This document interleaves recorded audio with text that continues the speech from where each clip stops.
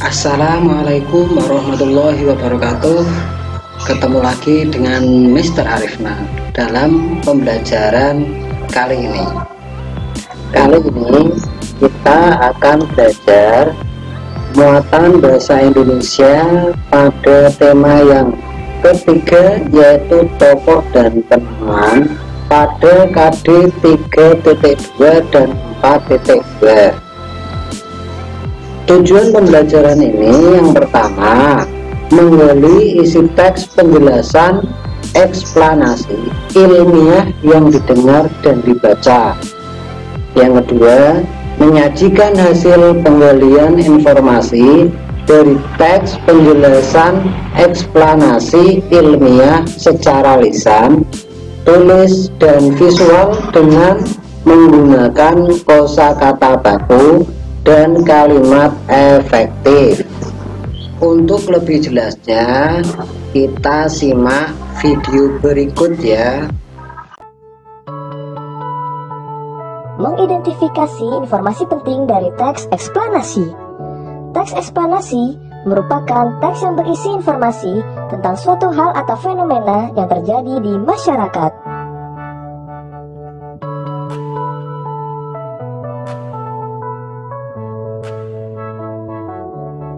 Kita dapat menemukan topik permasalahan dan simpulan dari teks eksplanasi. Topik permasalahan dapat ditemukan pada kalimat utama dalam setiap paragraf. Simpulan dari sebuah teks eksplanasi diperoleh dengan membaca keseluruhan isi teks.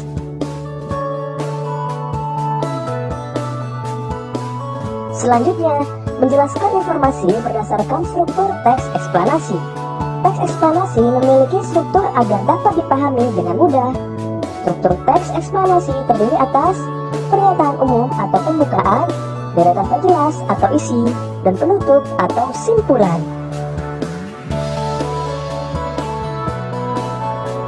Perhatikan struktur dari teks eksplanasi berikut.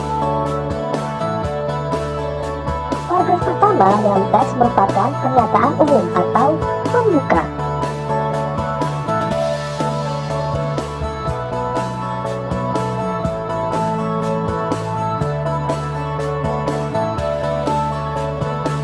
Selanjutnya, perhatikan paragraf kedua dan ketiga yang merupakan deretan penjelas atau isi.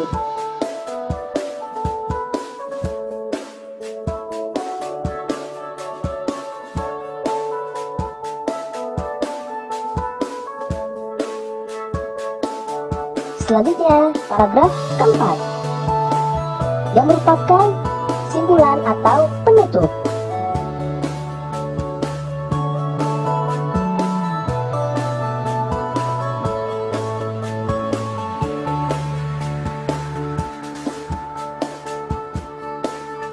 Selanjutnya, menyajikan informasi penting dari teks eksplanasi dalam bentuk diagram. Kita dapat menemukan informasi dari teks eksplanasi dengan membaca dengan cermat dan menjawab pertanyaan. Kita dapat menuliskan informasi tersebut dalam bentuk diagram.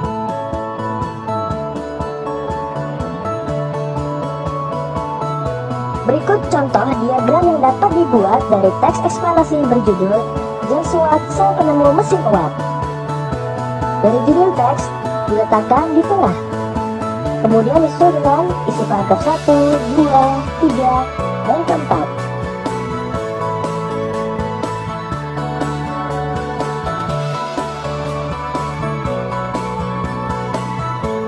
Selanjutnya, membuat simpulan dari teks eksplanasi. Kita dapat menuliskan simpulan dari sebuah teks eksplanasi dengan membaca seluruh teks terlebih dahulu. Catatlah pokok pikiran dari setiap paragraf dalam bentuk kata atau kalimat. Setelah itu, susunlah menjadi paragraf yang padu.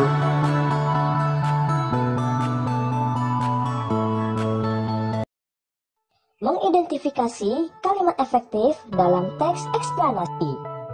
Kalimat efektif adalah kalimat yang disusun dengan memperhatikan pedoman umum ejaan bahasa Indonesia atau PUEB. Dalam menuliskan kalimat efektif, kamu juga perlu memperhatikan penggunaan kata baku. Ciri-ciri kalimat efektif adalah sebagai berikut. Pertama, menggunakan kata-kata baku. Kedua, terdiri atas struktur kalimat yang berurutan dan bermakna logis.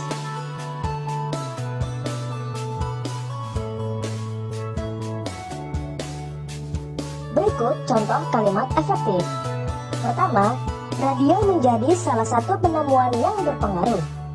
Kedua, radio merupakan salah satu media massa elektronik. Ketiga, radio dapat digunakan untuk mendengarkan lagu-lagu terbaru.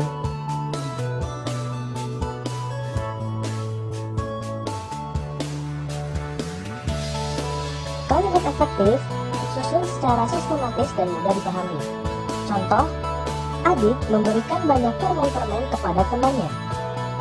Kalimat tersebut tidak efektif karena terdapat kata yang berulang. Kata permen seharusnya ditulis satu kali, sehingga kalimat akan menjadi kalimat efektif.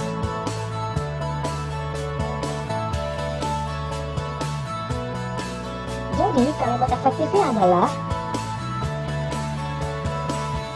adik memberikan banyak permen kepada temannya.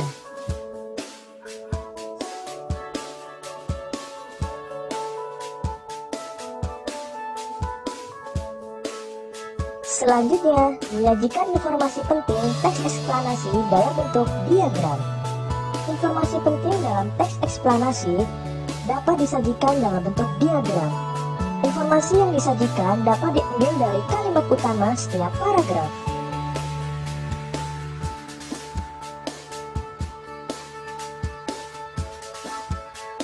Cara menemukan informasi penting dalam teks eksplanasi dapat menggunakan kata tanya, apa, di mana, kapan, siapa, mengapa, dan bagaimana.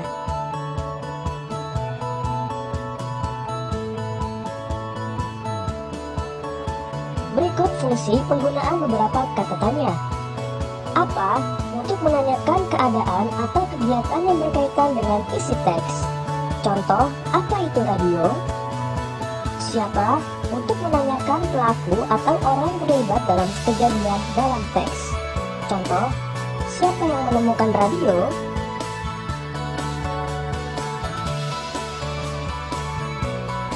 Kapan, untuk menanyakan waktu terjadinya suatu peristiwa dalam teks. Contoh, kapan radio ditemukan? Di mana, untuk menanyakan tempat terjadinya suatu peristiwa dalam teks. Contoh, di mana Marconi lahir? Mengapa? Untuk menanyakan penyebab terjadinya suatu peristiwa dalam teks. Contoh, mengapa radio diperlukan? Bagaimana? Untuk menanyakan cara atau proses terjadinya suatu peristiwa dalam teks. Contoh, bagaimana cara kerja radio? Selanjutnya, menggunakan kosakata baku untuk menulis kalimat.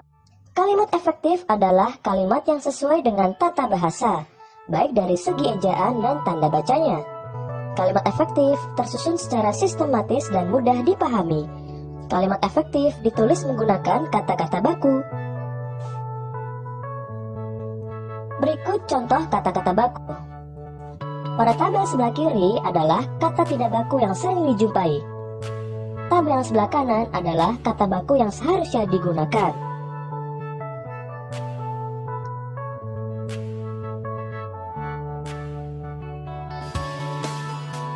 Itu saja yang dapat Mister berikan. Mudah-mudahan video pembelajaran ini bermanfaat ya. Jangan lupa tugas worksheet yang Mister berikan dikerjakan dengan penuh tanggung jawab. Tetap jaga kesehatan. Sekian dari Mister. Assalamualaikum warahmatullahi wabarakatuh.